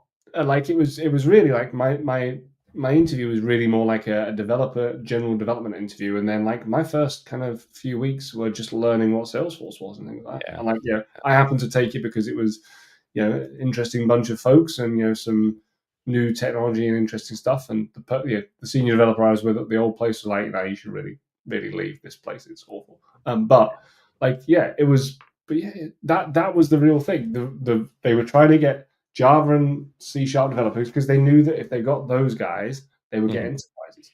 And I would still say that was the only strategy you could employ in trying to build your developer workforce at the time. Well, and more importantly, now, like, I think now, if I was to describe Apex now, I would think of when I'm programming Apex, is it's like programming APIs. That's what I'm programming really. You're doing APIs that are being called by a web component or being called by an API or being called as part of a store procedure. And that's a good way to think about it. So it's interesting because Aidan Harding wrote an article for us a couple weeks ago, and that was interesting because he actually talked about if you're going to write an Aura enabled Apex method, you should think of it as creating an API. And the point he makes is anybody with decent enough skills in browser tools can inspect your call and actually spoof it. So like, This is, and yeah, I'm pleased to hear that someone as smart as Aiden has the same sort of yeah, idea as I do. That always makes me feel good. Right. So let's move on to number 4. So Pete, we're yeah, gonna have to do these at like 5 minutes at a time if we're gonna make it. So yeah. So we better pick up the pace a bit. number So 4. you mentioned a name recently, Chris Peterson, who I was just speaking to, who is actually the product manager and like the power, I think the force behind AppLink for Heroku. Which, so we all know functions existed, and it like didn't really work out. I think there were pricing issues, there were complexity issues, and essentially they kind of took a slightly different tack, I think, and brought more of the configuration like right directly into the org. They made it a little bit less weird, so there wasn't this like separate thing that you were running on public cloud infrastructure called a Salesforce function. You just stand up your Heroku app, and then once you do that, you have the ability to surface APIs to your Heroku app into Salesforce, and you have the ability to surface APIs that allow you to access Salesforce from Heroku using an authenticated session, essentially. And so I think it's a really elegant solution to making it so much easier to take compute outside of Salesforce and go do something with it inside of Heroku. It's a super great feature. And I really hope they get success with it. So I think it's yeah, it has it's a great opportunity to really get those two platforms finally like Yeah. working well together as a single solution in a project. Yeah, there's definitely some. I mean, so I've just posted a link to a stream we did with Andy Forster, who we also mentioned a minute ago. So Andy, it was interesting because Andy was at Heroku and then left Heroku just around the time that this was released, Mhm. and so and I think he was involved in some of the build of it previously when he was in the Salesforce PM team, in fact, but with Chris. But anyway, Andy came on, did a fantastic live stream with us where we made some music, didn't we, from our Salesforce That's data? right. So I've got the project up actually. Yeah, let me just. And we're not going to go into this in a lot of detail, but just kind of call out what I was talking about. So this was a little Fastify API app that Andy put in place. And, you can see here, there's well, if we go a little bit earlier, so in this Node.js application, there's an import of the Heroku app link. So that's our Salesforce SDK, and then we can init that, and then we can start interacting uh, with Salesforce actually. And on the Salesforce side, actually, did I get around to? Oh, here we Right. go. Yeah. So we basically go and generate the actual service, and then from there we can go and make requests to that and get the response from that and process it. So the API is very straightforward. I found it pretty easy to use, and I think there's like I said, there's a lot of opportunity for this. Yeah. Yeah, there was definitely a nice new feature that was released earlier on this year, and so yeah, one we wanted to make sure we got to play with, and we were very lucky to have Andy, who was, I mean, an expert in many things, but particularly an expert in that, come along and talk to us Yeah. about it and make And that some really wonderful sounds. brings us to the next thing, which I think you're going to, which is SFDX Hardis. Yeah, so SFTX Hardis is a library. Well, it's really a fully fledged tool, I suppose, for Yeah. CLI, for CI, not CLI. It's like a CI/CD productivity suite. You know, CLI and visual productivity tools for Salesforce, for Cloudity and by Cloudity and friends. So I haven't used this yet. This is one of those ones that I wanna like. I have watched this for my Cloud Bytes weekly newsletter and for some of the other work I've been doing with great interest because it does a lot of really cool stuff. And next year we're going to do a live stream on this to kind of show how it works. And the work that Nicola and the team at Cloudity have done around this is just unbelievable for a fantastic free tool. And the UI is very new. It's going to make it a lot more flexible. So this is one that I'm really, really intrigued to play with. I haven't done so yet. I've been, kind of following along and watching it, and yeah, I'll be honest. I can tell you the very honest reasons I haven't is because I already have existing CI/CD pipelines. Yeah. I have some that work with. I am a long-term user and partner of GearSet, which I've done a number of things with them. Fantastic piece of kit, and so I have a lot of things set up with that. But I like to go out and play around with other tools. I want to go away and rebuild one of the pipelines I've got in GitHub Actions for just to kind of play around and get a bit more used to working with them. And so yeah, I think next year we're going to have to see. It might even be a cool idea to get Nicola on the. He's so much fun. Yeah, he's fantastic.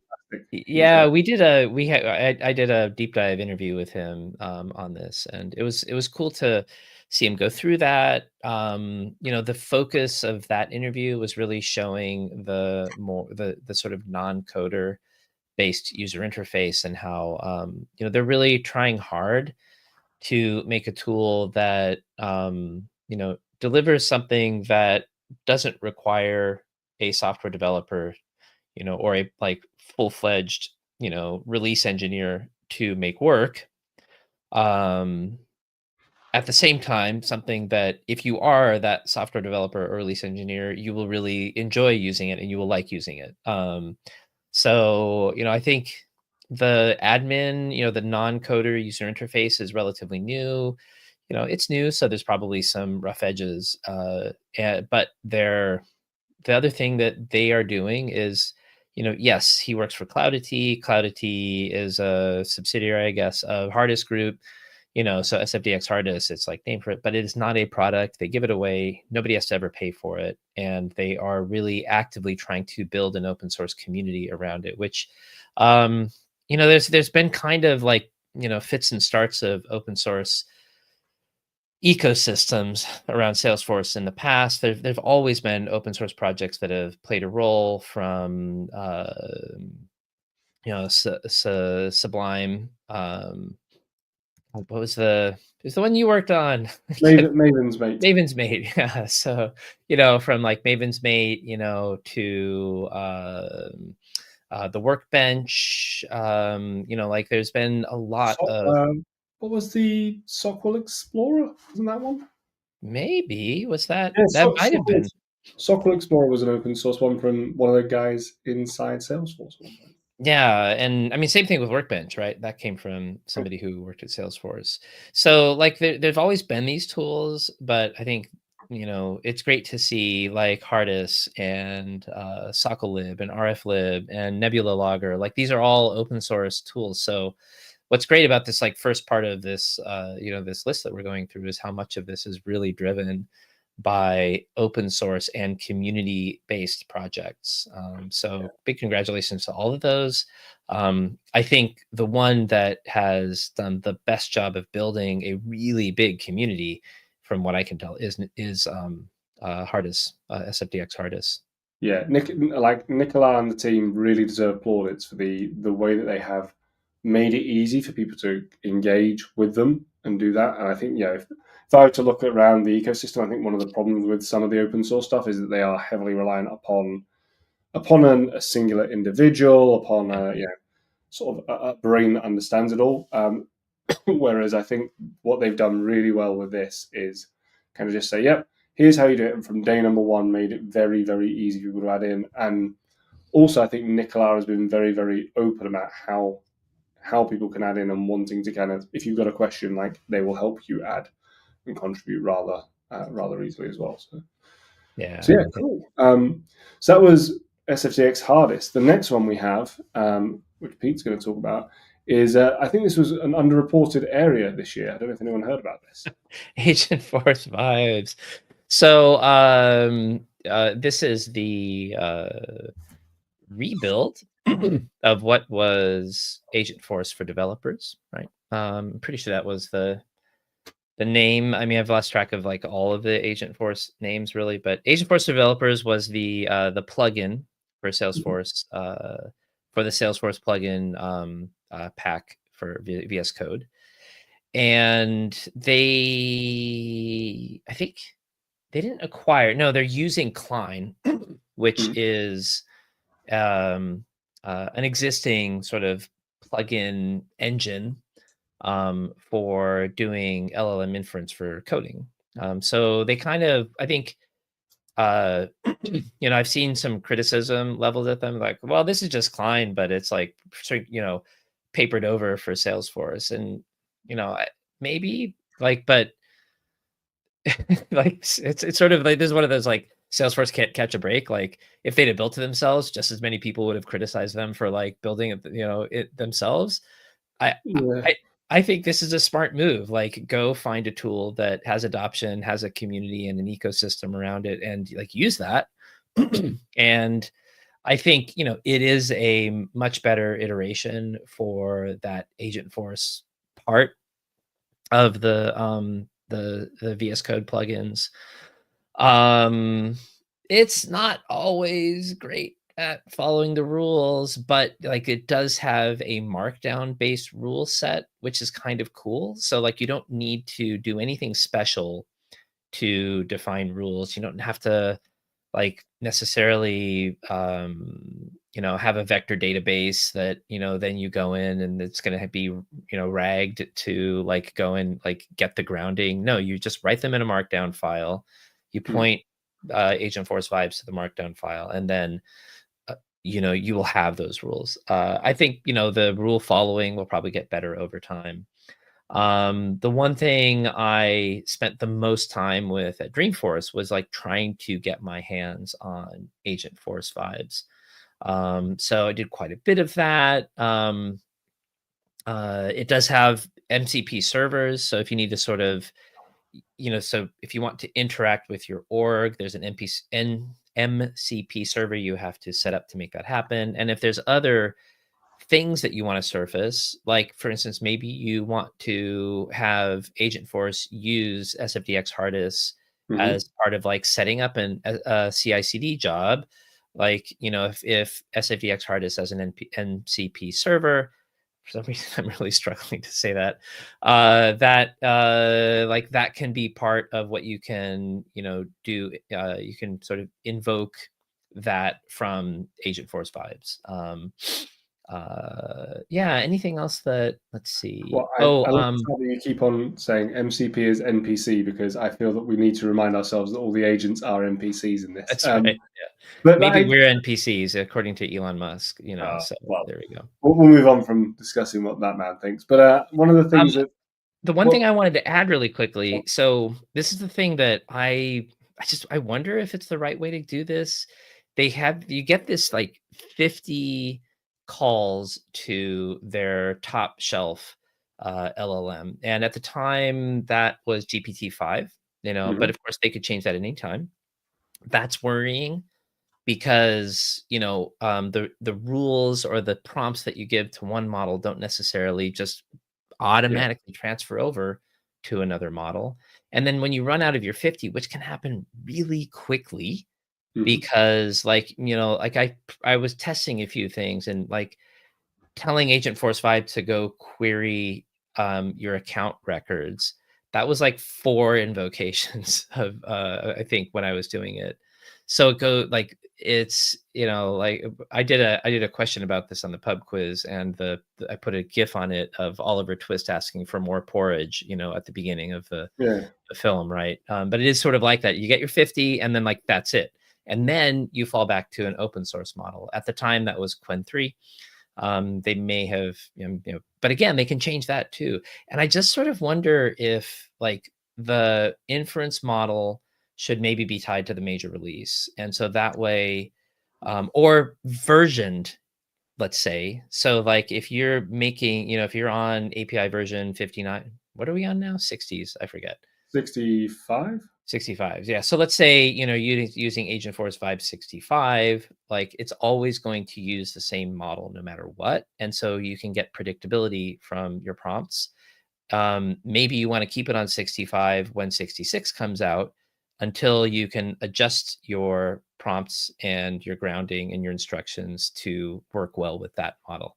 That would be the only thing. I'm being kind of picky, Hmm. but like uh, I mean, LLMs are already unpredictable. More unpredictability doesn't make it makes it less easy to use. So yeah. I mean, I'll be honest. In my mind, I could very easily be swayed to the position that Agent Force 5 shouldn't have been made. And let me be clear on when I say this that's is funny. that the reason being is that there is a large part of me that thinks Salesforce's investment would be better spent on instead of because we all have our favorite LLMs. We all have, if we're using AI development, you'll have different ones you work with, and companies might have contracts and agreements with them for tokens at a cheap price, and that 50 kind of tokens or whatever is a real mess. Mhm. I do very much wonder whether we'd have been better off having the investment made in defining a very clear rule set and even building plugins that could work with the likes of Cursor or ChatGPT or whatever, and saying like, "Hey, Salesforce spend that money helping you build out those rules and going away and updating the documentation side so that LLMs can use it properly, um, rather than working on that." And I'm not saying that is the right answer. I'm just saying that I could be swayed to that. I do think it's good that Salesforce. I think Salesforce have to provide some way of doing it. I think that they're Yeah. not doing a bad thing with it, but I I just wonder where are they best placed to do so. Yeah, I mean, it's again, like, back to that thing I said Well, earlier, damned if sort they of do, damned damned if if you they do, don't. damned if you don't, right? They didn't do it, everybody would be just up in arms at them, like, apparently not investing in AI. Yeah, So, yeah, we will see. we will Cool. So see. what about, We'll see. we will see. We will see. So Let's move yeah. on, yeah? So the next one we have is where are we? This one is CLI development, which is One another of my thing we spent. favorite things. Yeah, this was one of my real highlights for the year. So I have wanted for a long time to be a cool kid and build a CLI. And we spent some time this year working on a CLI plugin, didn't we, Pete? Called Yep. Afterburner, which was a real, we found some headaches, we found some kind of conundrums. It was the first real TypeScript encounter I think the pair of us had. That is A right. Yeah, we were little both bit more on TypeScript later, but yeah, I really enjoyed doing this. I think it was a really good learning lesson. I think I definitely learned a ton in doing this and working with that tooling set. yeah. Um, I think one of the things that I would love to see from Salesforce is more documentation, more information, more stuff about how to do certain things with it. The thing that we came unstuck on was kind of how do you use the CLI from the CLI almost, wasn't it? That was the kind of Right. thing. Yeah, like, And why like, there's so much that already exists in what the Salesforce CLI plugins, the out of box or the standard Salesforce CLI plugins do. You would never want to try and have to recreate that. Like, part of the advantage of doing an extension would be to actually use it, and yet we ran into roadblocks with that. yeah, and so I'd love to see more of that. I'm still very much in the I would like to play some more and build some more CLI stuff, Mhm, whether with Salesforce or just as a general CLI that might make other things easier mhm. in my life. But yeah, I very much enjoyed it and would definitely say if you haven't watched the streams on that, you can head to the cloudbytes.tv and you can watch a series of streams on that with me and Pete banging our heads against it. But yeah, it was cool. It was good fun. But yeah, definitely some really interesting. And like the linkage, if you remember, that was quite like SF Oh, link and SF unlink, like to get it tested and working. Like mhm, there is, and there is a part of me that genuinely thinks that if I were to I would find it an interesting thing to do to go away and see if I could build a separate CLI using something like JS Force or something like that might, and how much easier it would be to do that and kind of maintain and control that versus I feel like there was a lot of guardrails put in our way because we were using Oh, what's the plug? What's the library that they use in the background for oh, CLI? I'll I find out can't what it think of is. it. Yeah, I'll find out what it is. It is based upon. Oh, come on.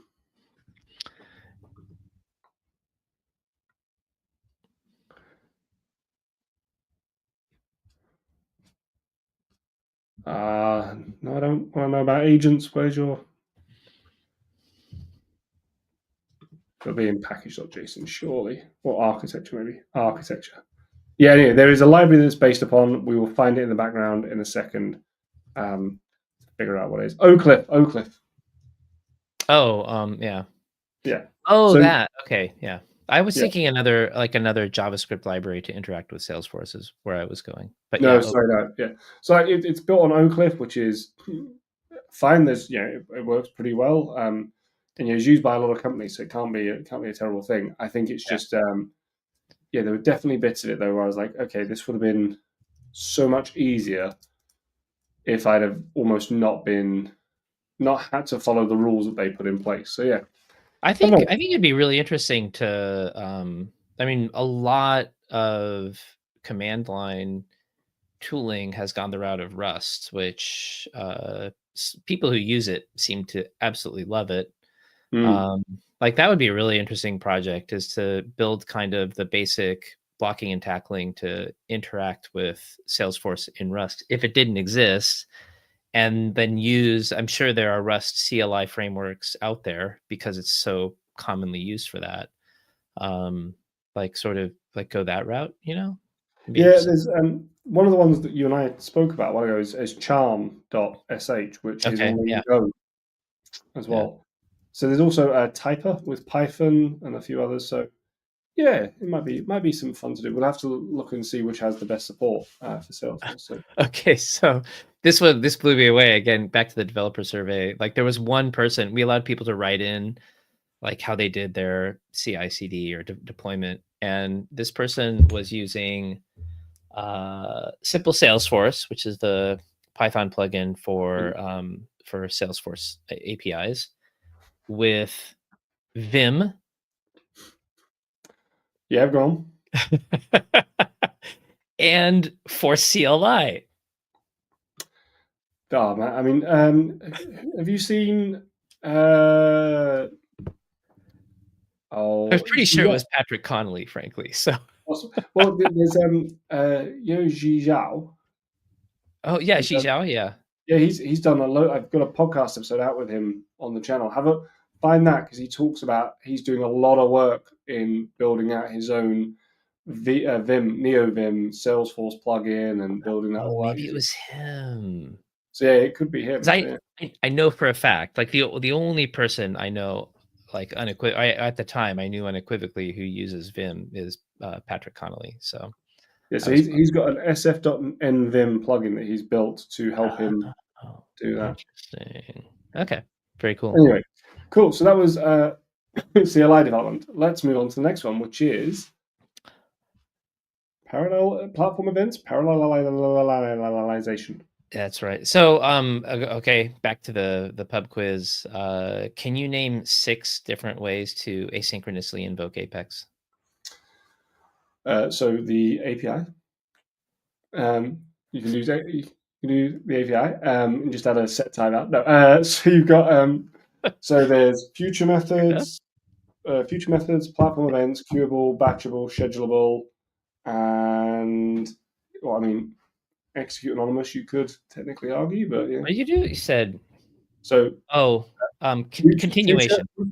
See it? Oh, Continuation. continuation. That's the one. Yeah. Yeah, that was the one that like I happened upon it as I was doing this stuff with platform events and parallelization, because I was like, oh yeah, like what are the different, like let's do a level set, right? Before you go and dive into a topic, Mhm. like a really good practice to do when you're gonna share about is like, okay, let's like set the level set, like what do you need to know? And I went back and like sort of like, okay, like what are all the different ways to actually asynchronously invoke Apex? Because I hadn't thought about platform events really as a way to do that. Mm. But it is, right? If Oh, you flow. if you what's that? Flow and invocable actions, because they have to, on a record triggered flow, they have to run in a async wrapper. Oh, really? Oh, interesting. Yeah. Oh, interesting. 7, yes. 7, nice. Well, I did amend eventually my question was name the 6 ways, Yeah. and then I was like, no, just name 6. Like, so Yeah. it's like somebody's gonna come up with something I don't know. But yeah,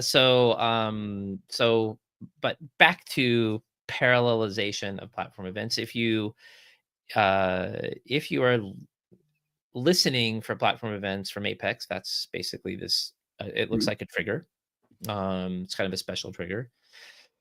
And there's always been a configuration metadata component to configure how Apex triggers for platform events work. And it was mostly previously around like the big thing you might use it for is queue size, Mm-hmm. uh, right? There were also some things around access control via packaging, right? But now there's this new thing that you can do that says you can basically do what's called totally spacing on my terminology here. Um, did I bring up the? I thought I brought up. There we go. Do you want to bring it up on screen? Yeah. So You might want to zoom in though. It's a bit that's a teeny good tiny. idea. Yeah, so this is the platform event subscriber config metadata, which basically will work for a particular trigger. In this case, it's this one, inbound order single subscriber. And this num partitions is partitioning is a feature of the underlying Kafka technology this is built on, the Kafka project. Mm-hmm. And partitions just basically allow you to take something that is consuming the platform event and sort of split it. And Mm-hmm. then you can provide a key to assign like which partition a particular event goes to so it doesn't get duplicate processed. Mm-hmm. So this one is for just like a single, but if you're going to have multiple, uh, that's not, there we go, this one here. So this one I've configured for 10 partitions. And all that means, and because I'm using this event UUID, it's just going to evenly distribute them across the partitions. You can also name like a cat categorical field, so that's something Mm-hmm. like tier, or like if you want Yeah. like a silver tier and a gold tier queue, you could set it up that way. And they essentially act like different queues, but it's the same trigger. You don't have to write a second trigger to have like a second subscriber. Yeah. And so I saw this at London World Tour / TDX, and Rajat Mani did a cool talk where he actually showed the performance of chucking a whole bunch of records at a platform event Mm-hmm. and then see how quickly they processed with like one versus however many he did. And I kind of wanted to duplicate that. I had chatted with him and kind of hoped I could get access to his project, but they never got around to open sourcing it. So I kind of built my own and was able to show it was like once you get to about 6, for as many as I was doing, was I would chuck like 50,000 records just as quickly as I could Mm. at my event. And then I was able to get really good performance, at about 5 or 6 partitions. And then, sort of diminishing returns. You would get a slightly better performance above that, but you could sort of justify not doing more if you wanted to. So yeah, I mean, I think this is, obviously it only works for Apex subscribers. If you have, like something that's using gRPC, for example, or maybe like the old classic Comet D / Bayou protocol long polling type of integration, like that's not going to be parallelized, not No. today. Um, they kind of talked about possibly with gRPC in the future. What about Um, flow? Is that that'd be an interesting one to see if they can parallelize that. Yeah, possibly. Cool. That's a good point. Yeah, I mean, if you had like loads of Flow subscribers, could definitely be. I wonder though if they think like Flow isn't meant to be the thing that does it at scale. Well, they should update their marketing then. So with that snarky comment made, let's move on. Let's move on. Yeah. So yeah, for those following along at home, so yeah, feel free as we're going through these to drop any particular ones that you have as big items for the year that you. Yeah, that'd be great. Um, I've got a question mark here next to this, which I'm wondering why there's a question mark symbol next to this link, which is interesting. Huh. Anyway, it's the only one of like the links on there that has a question mark. Anyway, so our next one is TypeScript. So I mentioned earlier on when we started in the CLI plugin development that Pete and I had to quickly get to understand some TypeScript, which went okay. We kind of got our heads around it in the end. I've started playing with TypeScript a bit more, and yeah, I am going to get my head down to learn TypeScript a bit more thoroughly. I do like it. I am still very much pro JavaScript, but yeah, I think next year I plan on trying to use it more. We have it coming into LWC, so that would be very interesting to see. There's also, you and I did a deep dive, didn't we, for the Salesforce Ben channel on TypeScript, so which I will share a link to now. Deep dive, which you can find in the comments below. But yeah, I enjoyed doing it. I enjoyed working with it. I would work with it more and will work with it more. I was reading something interesting around it, which is kind of when to go JavaScript versus TypeScript, just as a kind of quick summary. And someone was saying, like, if you're doing something at enterprise level where you've got a team and things like that, then TypeScript, and it's a bigger project, then TypeScript really kind of comes into its own versus small startup stuff. And yeah, I think that's a really valid way of doing it. And I suppose one of the interesting things I've been thinking about with some of my kind of work I'm doing is whether TypeScript is needed straight away, because one of the beauties of TypeScript is you can introduce it as you go. It doesn't need to be there from the start. So yeah, expect more TypeScript, possibly from me at least next year as we're going through. Yeah, and I think that's one to look out for. When that goes GA, which I'd be interesting to see. Like I did go to that. I did go to. I thought that talk at TDX. See if I can. I don't know that I remember, but like I would expect it to be this year sometime, like this coming year. It seems like it's been knocking around long enough that they'd hopefully have the bugs out by now. You would hope so. So yeah, we'll keep an eye on that and let people know as we find out more. Yeah, sure. So yeah, let's go on to the next one, which is something close to your heart, Pete. Yeah. So security breaches and focusing on security this year. This was the topic of the year that nobody expected to be the topic of the year. And it's interesting because getting people to get really interested in security has always been a challenge, I think. We just did like a month of security stuff on Salesforce Ben. And what I would say is it's still a challenge to get people to focus on security.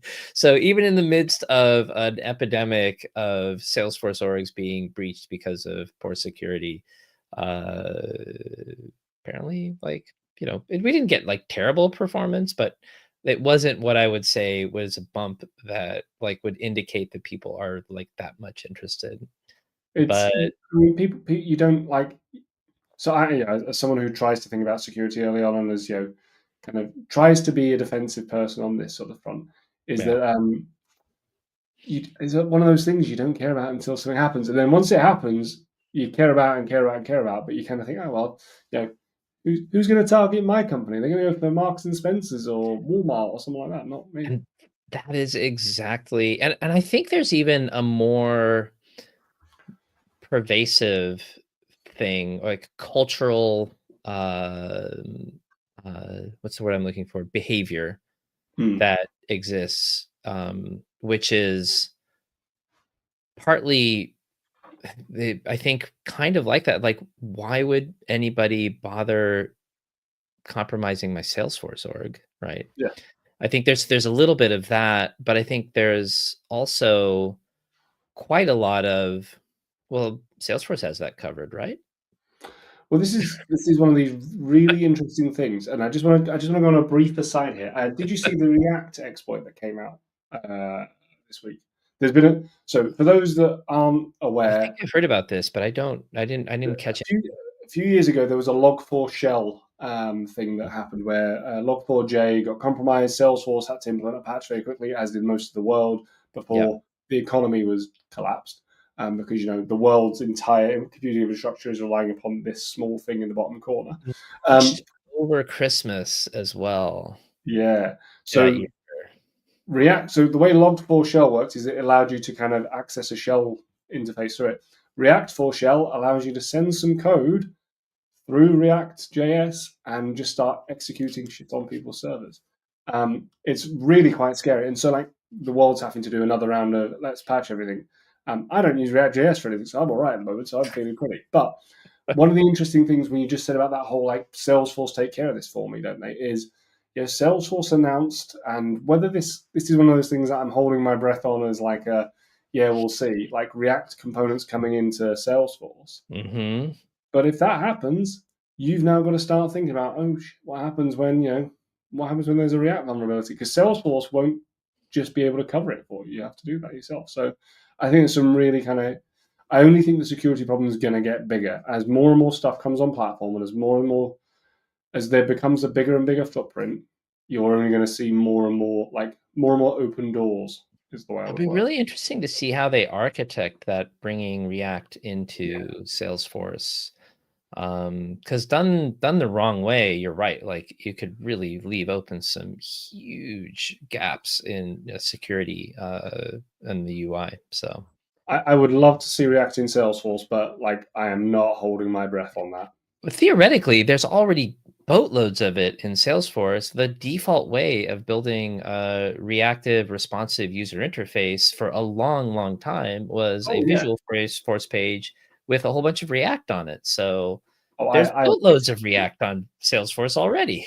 yeah. I mean, right, officially, because yeah. Anyway, yeah. So that's so yeah. So to wrap it up, let's wrap up that one then, Pete. So Yeah, security, big breaches this year, a big topic, yeah, yeah. big topic. Cool.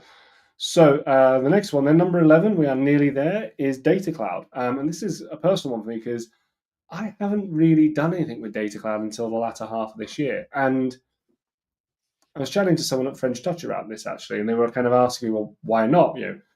Paul, you're into Salesforce. You do all these streams. Why are you? Sorry, my camera's gone a bit blurry. Why are you not like doing these things as soon as they happen, as soon as they come out? And it's the same with Agent Force. I've done some bits, but I haven't Mhm. implemented a lot in production. And my answer is always that there's a period where I think where I think the platform's still balancing out a little bit.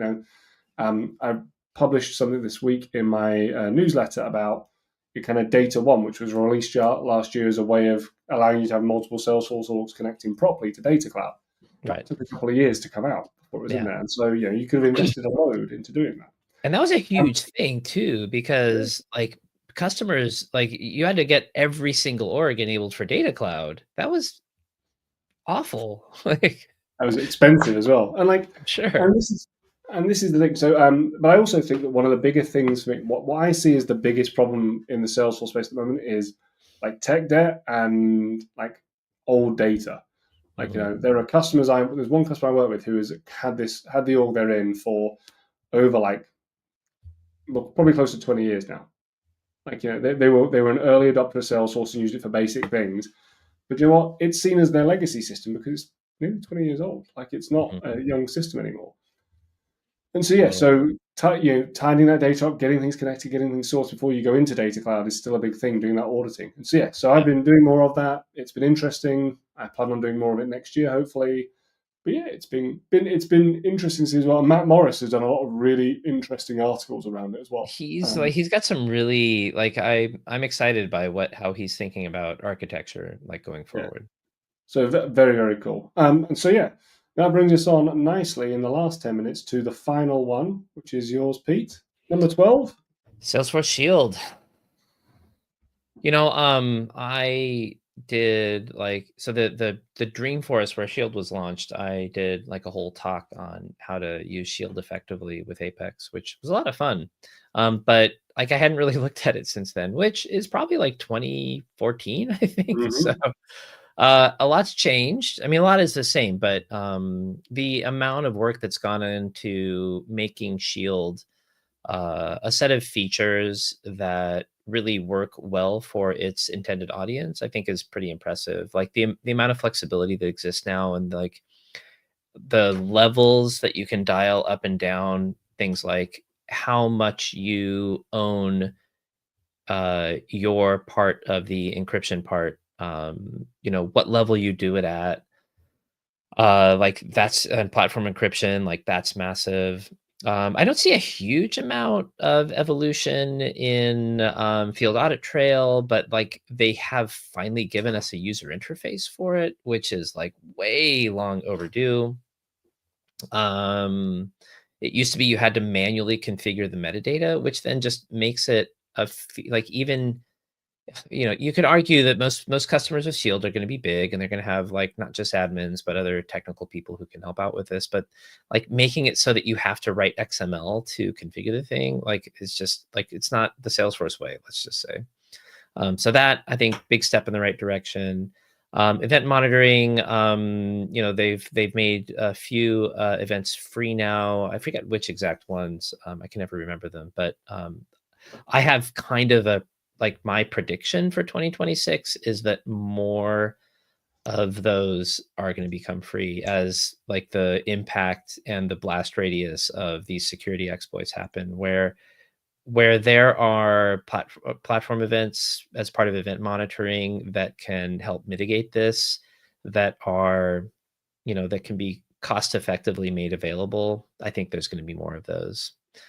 And then data detect is also super cool, because data detect uh, takes a kind of emergent behavior that happens, I think, in every enterprise software system, which is, oh shoot, I don't know where I can put that data. Why don't I just stick it here? Yeah. And then all of a sudden you've got like somebody's social security number in like a description field because like there wasn't an easy place to put it. So data detect uses some machine learning and some LLM stuff, I think, to go and find things that look like PII in places where they're not supposed to be and kind of flag it up, and then you can go and fix it. So I think Hopefully the they add that offering, to. what's Sorry, that? I was saying, hopefully they add that to the messaging to in-app and web conversation components, because that people love to send personal information via chat. That's a good point. Like it, but there's currently no way of doing that. It'd be So, interesting to like point that feature also at public Slack threads. oh, man, I mean, yes. Let's not get into like Slack and its thing. I mean, I think it would be the right thing to do, because God knows how much like PII and like, like how many like secrets people have like, here, I'll Slack you the token so that you can like get the, Oh, get the, here's the username and password. Let me know when you got it, and I'll delete it. Yeah. yeah, like that. I think that'd be really, so there was a really interesting press release from uh Marla Hay, who she's head of product for what they call trusted services. And this was kind of the future looking post from Salesforce around self-healing security problems. And I Mm. think like, so I love it when Salesforce, like they get a little forward looking without being too specific, which to me says like they're looking at really interesting ways to take AI and see if there are ways that you can not just detect and notify humans, but also like maybe have like a solution presented with the problem that a human could then very quickly just go like, yes, that is the fix, go do it. So like it'd be really fascinating to see like where they Yeah. go with that that particular mode of thinking.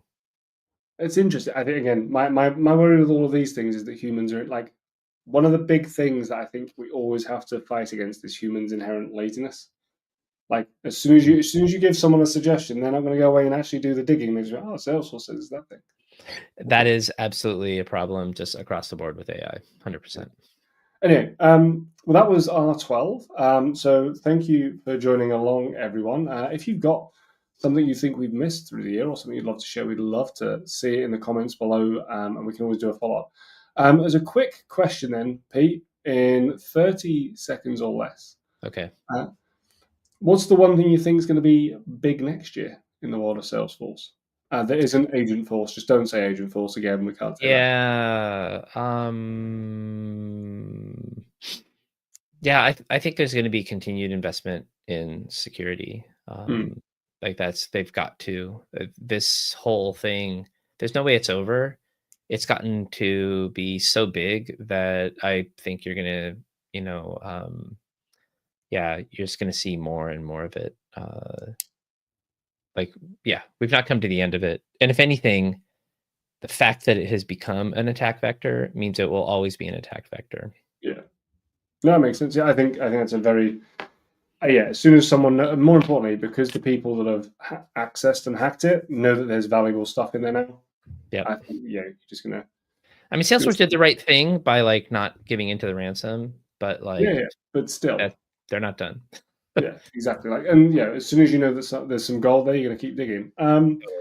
Yeah. In terms of what do I think the big thing next year is going to be?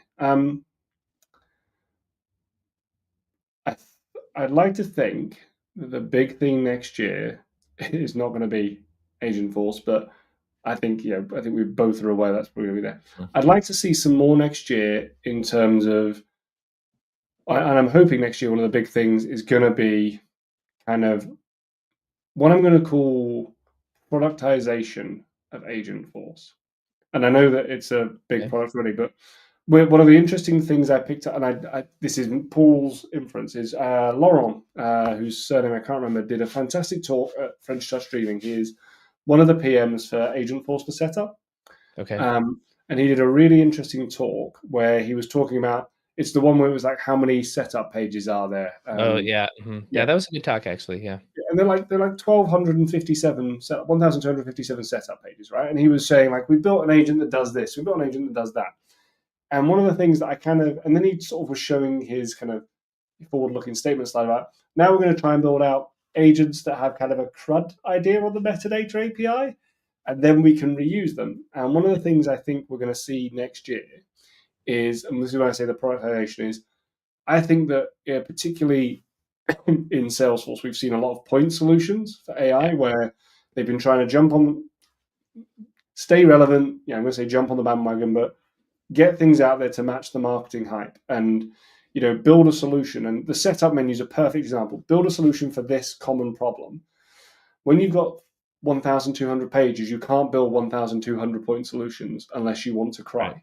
Right. And so what I see is that over the next year or so is I think we're going to see more toolkits, frameworks, libraries around productive uses of AI that will almost feel, and yeah, I saw a post earlier on where someone was saying that agent script almost feels like we're going back towards programming to Mm-hmm. make AI more deterministic. I think it was Robert Sozman who posted it, in fact. Mm-hmm.